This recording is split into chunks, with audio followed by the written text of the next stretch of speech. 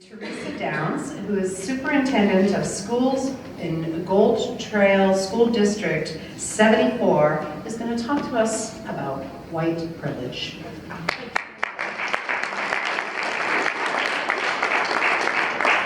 So hello, thank you so very much, and thank you for the opportunity to come and join you today. 4 weeks ago, we were completely anonymous, and I certainly was as well. That has changed dramatically for us. So first, I just want to provide some context about us as a school district. I've had the privilege to serve as the superintendent of Gold Trail School District for the last 7 years. Our school district lies in the interior of British Columbia, and we lie on the traditional and unceded territory of the Secwepemc, Stallion, and Inuktitut people. There are 19 Indigenous communities that lie within those 3 nations, and 60% of our student population declares that they are of Indigenous ancestry. Over the 7 years that I've had the privilege to work with in this school district, we have been taking a very hard look at our systemic racism and bias and how it impacts our students. We see that our students, our Indigenous learners, do not graduate at the same rate as those who are not Indigenous ancestry. They are disproportionate in the students who receive suspensions and office referrals. I believe that that has nothing to do with those fabulous students. That has everything to do with us and our system. And our students have been very clear to us about the racism that they perceive in their classrooms, in the schools, and their larger community. And so for the last 5 years, we have been working hard with our staff and our students to talk about the legacy of colonization, about racism, prejudice, and bias. And in the last 2 years, we have included the conversation of white privilege. We have found that people are quite comfortable now talking about racism, but very uncomfortable talking about the group that benefits from racism. And so in June, we saw a CBC News article about the leaders in the city of Saskatoon who engaged in a billboard campaign around racism, and we were so incredibly inspired by what they had done.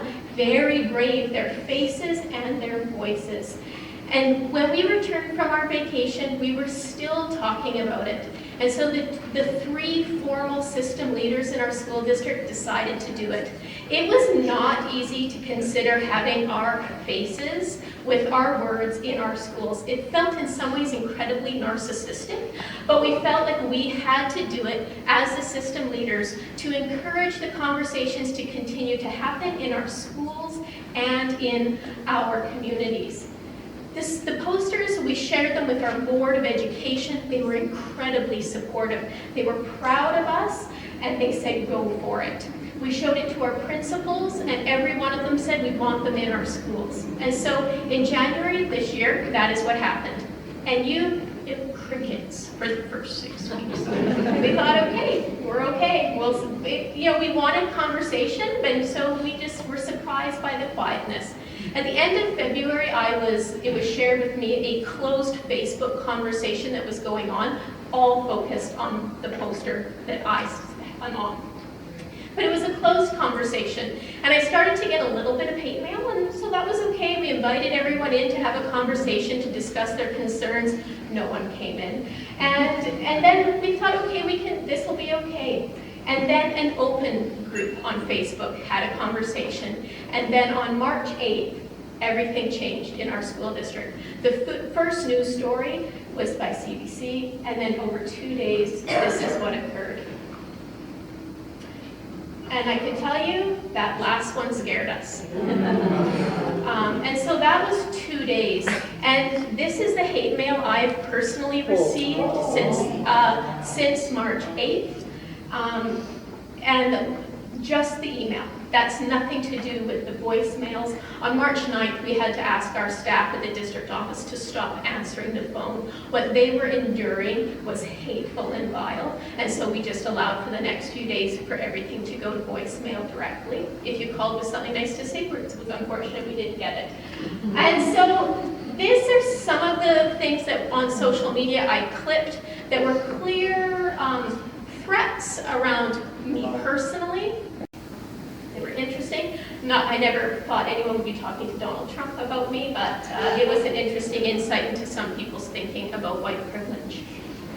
These are the ones that I feel were completely a result of the fact that I was a female leader.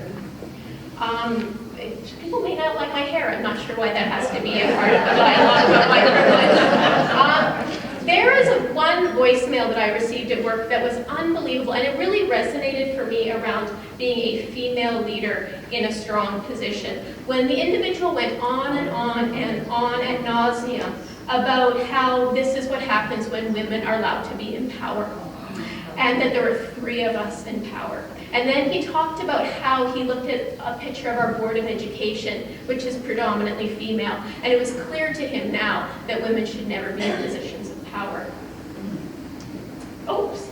But I can say that for all the people that sent these messages, while they hope to detract from the work, shame us, blame us, and I think in many ways we're hoping the posters would come down, all this has done is firmly root us in how important this conversation is to have in our school district. Those posters will not be coming down. And in fact, our Board of Education is now considering the type of poster they would like to be on. Our principals have asked us about how they can be on posters and continue the work.